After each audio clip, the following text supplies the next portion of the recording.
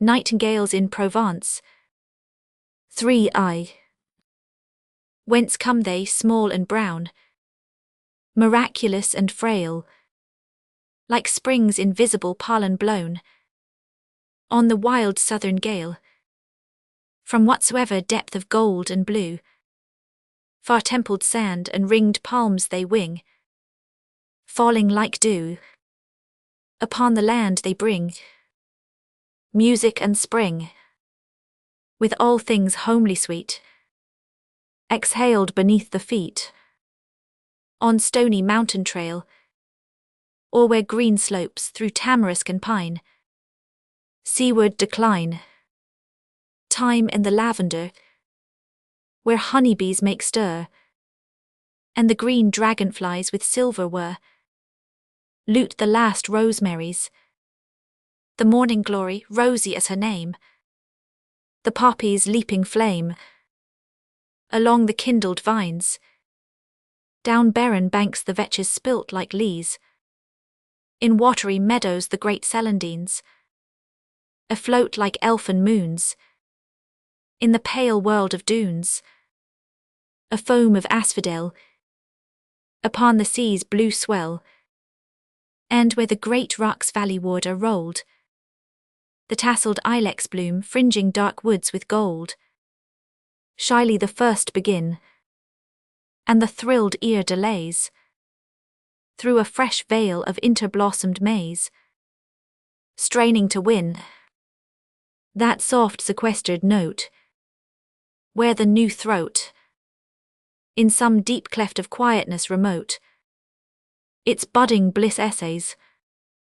Shyly the first begin, for but as the numerous rose first to the hedgerow throws a blossom here and there, as if in hope to win the unheeding glances of the passer-by, and never catching his dulled eye, thinks but my tryst is with the spring, and suddenly the dusty roadside glows with scented glory, crimson to its close.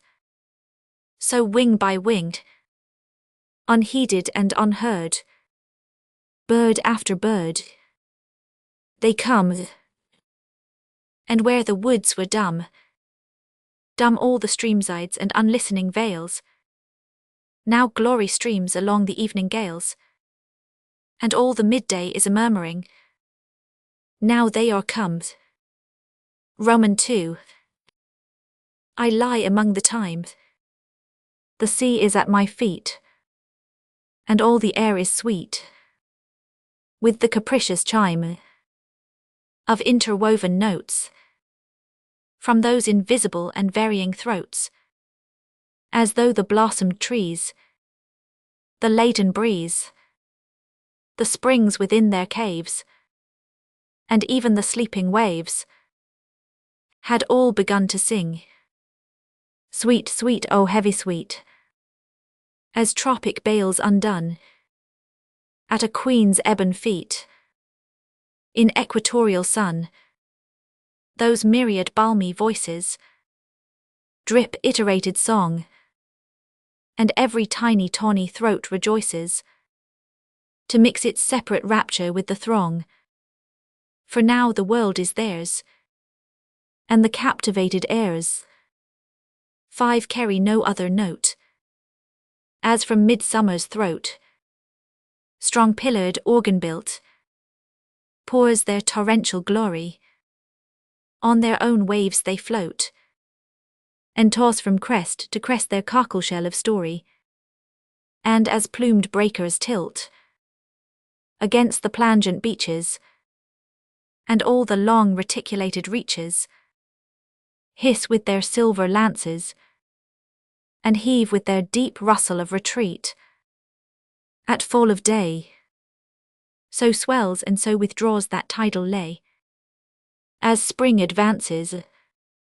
Age, I lie among the time, the sea is at my feet, and the slow kindling moon begins to climb to her bejewelled seat, and now again, mixed with her silver rain, Listen, a rarer strain, a tenderer fall, and all the night is white and musical.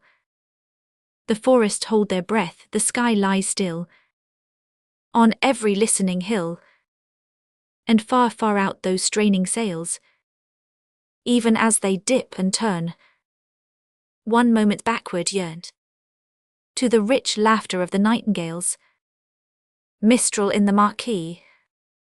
9 roofed in with creaking pines we lie, and see the waters burn and whiten, the wild seas race the racing sky, the tossing landscape gloom and lighten, with emerald streak and silver blotch.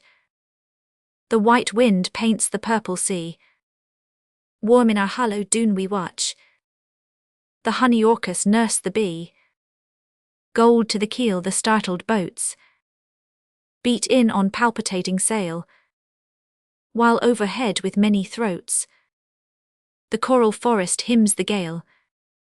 'Neath forest boughs the templed air hangs hushed as when the host is lifted, while flanks astrain and rigging bare, the last boat to the port has drifted, not left but the lost wind that grieves, on darkening seas and furling sails, and the long light that beauty leaves, upon her fallen veils.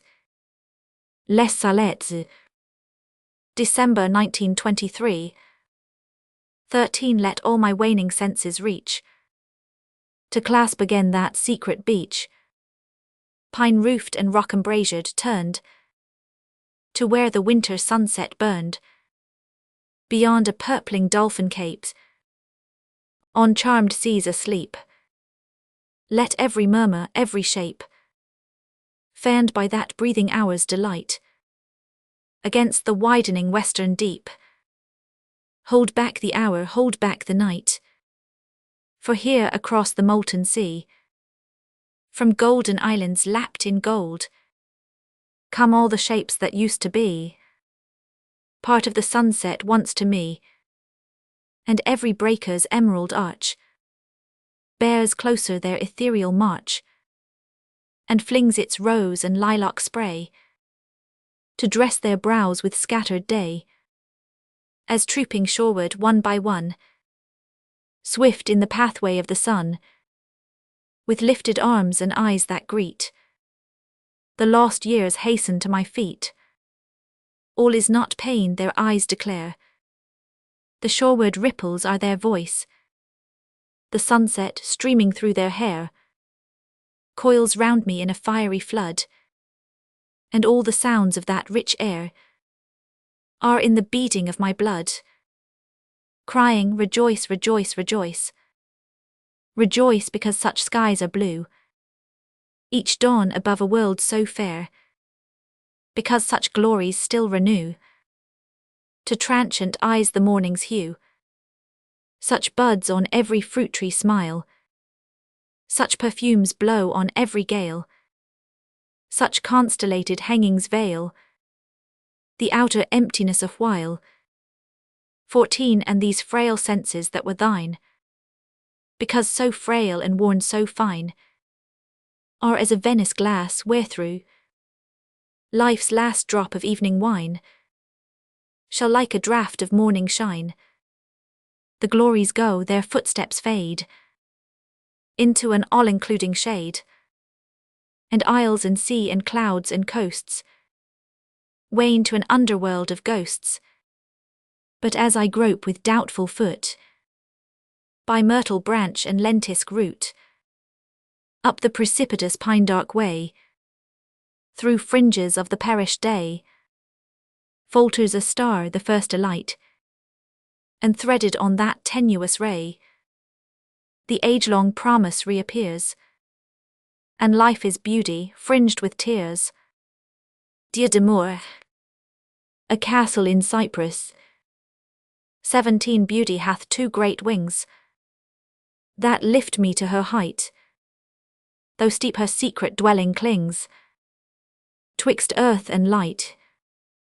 Thither my startled soul she brings, in a murmur and stir of plumes, and blue air clovens, And in aerial rooms, windowed on starry springs, shows me the singing looms, whereon her worlds are woven.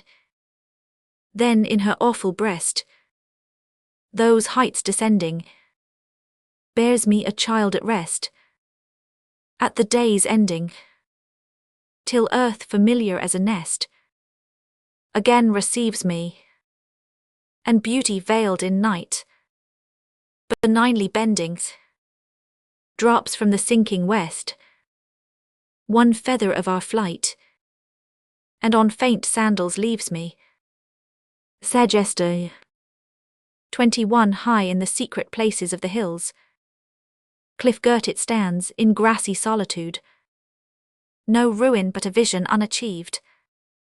This temple is a house not made with hands, but born of man's incorrigible need for permanence and beauty in the scud and wreckage of mortality, as though great thoughts communing in the noise of towns, with inward isolation and deep peace, and dreams gold paven for celestial feet, had wrought the sudden wonder, and behold, the sky, the hills, the awful colonnade, and night-long woven through the fanes august, intercolumniations all the stars, processionally wheeling. Then it was that, having reared their wonder, it would seem, the makers feared their God might prove less great than man's heart dreaming on him, and so left the shafts unroofed, untenanted the shrine. The tryst 25 I said to the woman, whence do you come, with your bundle in your hand? She said, in the north I made my home, where slow streams fatten the fruitful loam, and the endless wheat fields run like foam to the edge of the endless sand. I said, what look have your houses there, and the rivers that glass your sky? Do the steeples that call your people to prayer lift fretted fronts to the silver air? And the stones of your streets, are they washed and fair when the Sunday folk go by? My house is ill to find, she said, for it has no roof but the sky. The tongue is torn from the steeple head, the streets are foul with the slime of the dead, and all the rivers run poison red, with the bodies drifting by. I said, is there none to come at your call? In all this throng astray, they shot my husband against a wall, and my child, she said, too little to crawl, held up its hands to catch the bowl when the gun muzzle turned its way. I said, there are countries far from here, where the friendly church bells call, and fields where the rivers run cool and clear, and streets where the weary may walk without fear, and a quiet bed with a green tree near, to sleep at the end of it all. 26 She answered, your land is too remote. And what if I chance to roam, when the bells fly back to the steeple's throat, and the sky with banners is all afloat, and the streets of my city rock like a boat, with the tramp of her men come home? I shall crouch by the door till the bolt is down, and then go in to my dead. Where my husband fell I will put a stone, and mother a child instead of my own, and stand and laugh on my bare hearthstone. When the king rides by, she said, battle sleep. 29 Somewhere, O sun, some corner there must be, thou visitest where down the strand, quietly still, the waves go out to sea, from the green fringes of a pastoral land. Deep in the orchard bloom the roof trees stand, the brown sheep graze along the bay, and through the apple boughs above the sand, the bees' hum sounds no fainter than the spray. There through uncounted hours declines the day, to the low arch of twilight's close, and just as night about the moon grows grey, one sail leans westward to the fading rose.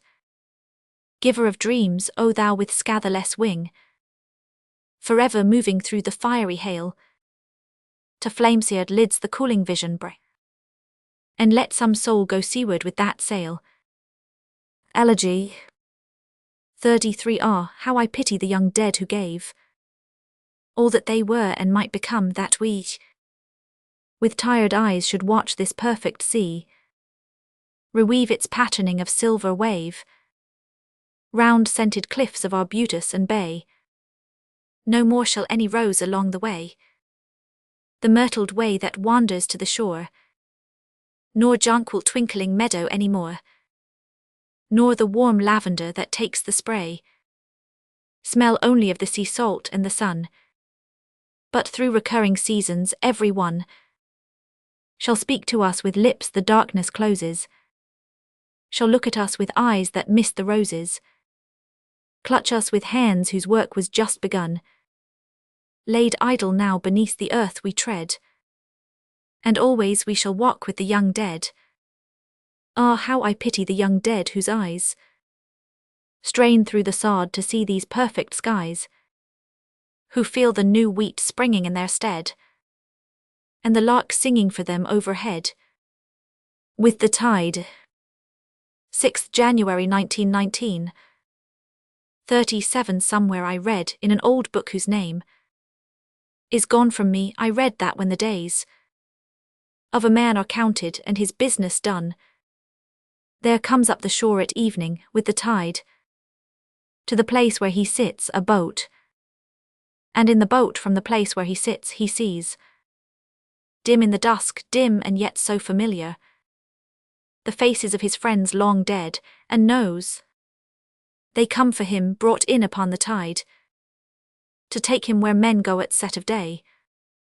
Then rising with his hands in theirs he goes, between them his last steps that are the first of the new life, and with the tide they pass, their shaken sail grown small upon the moon.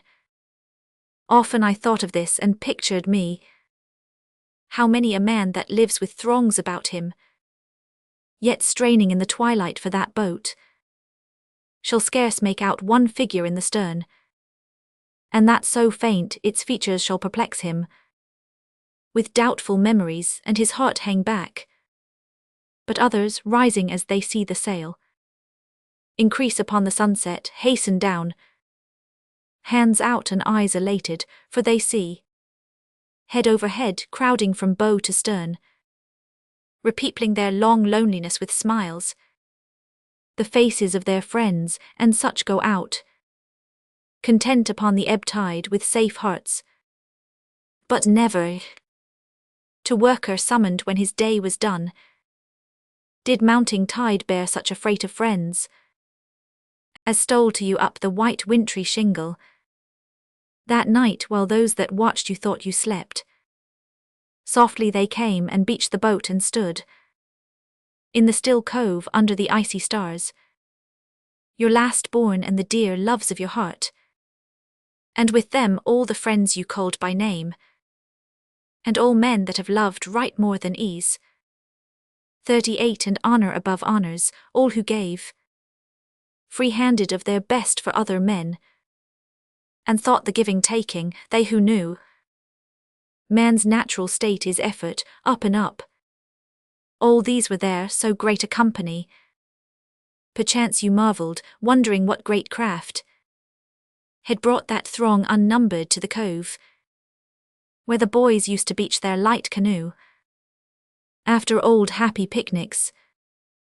But these your friends and children, to whose hands committed in the silent night you rose and took your last faint steps, these led you down, O great American, down to the winter night and the white beach, and there you saw that the huge hull that waited was not as are the boats of the other dead, frail craft for a light passage, but first of a long line of towering ships, storm-worn and ocean-weary every one.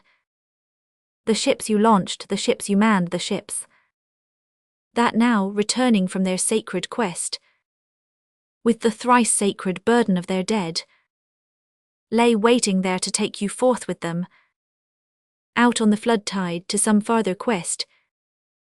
La fal du logis.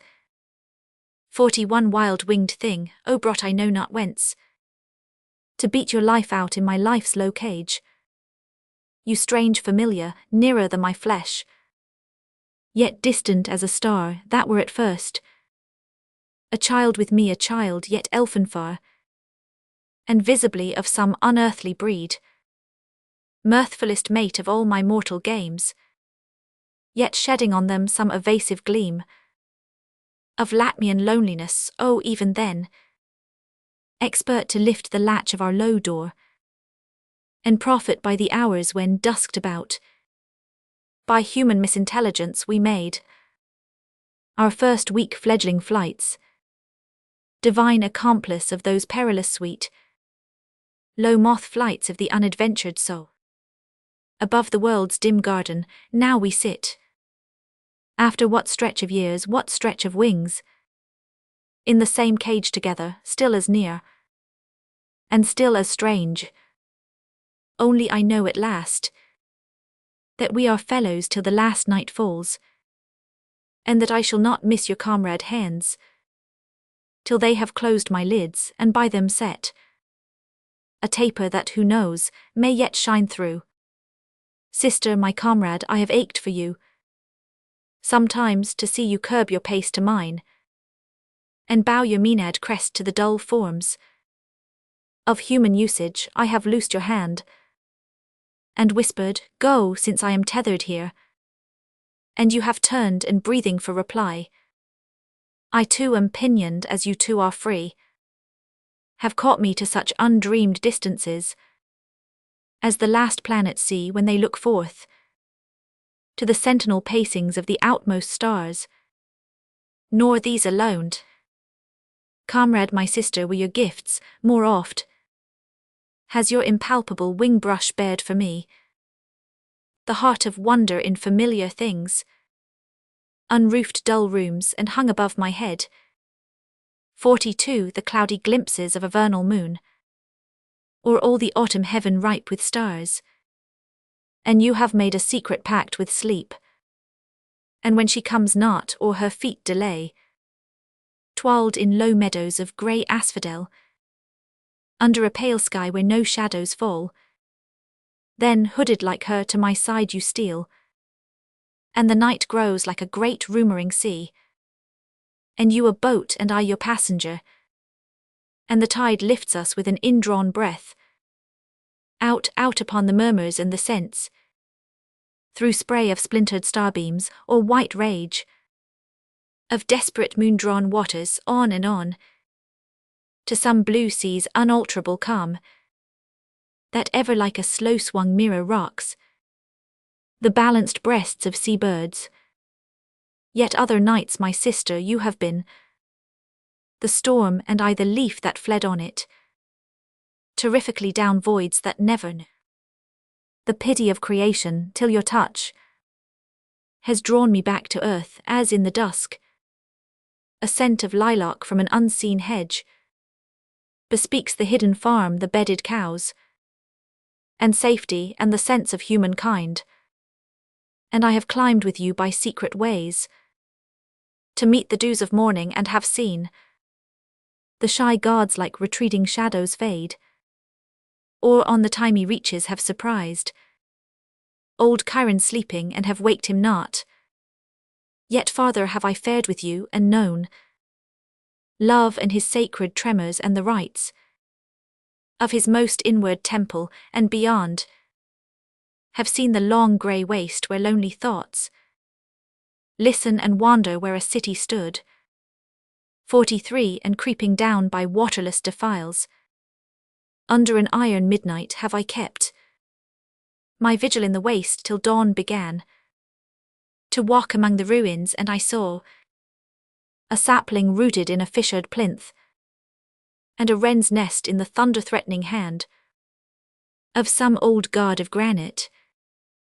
The first year, All Souls' Day, 47 I, here in my darkness, I lie in the depths of things, as in a black wood, where all flowers and boughs are the roots, and the moist branching tendrils and ligaments, woven or spiraled or spreading, the roof of my head, blossomless, birdless, starless, skied with black earth, a ponderous heaven.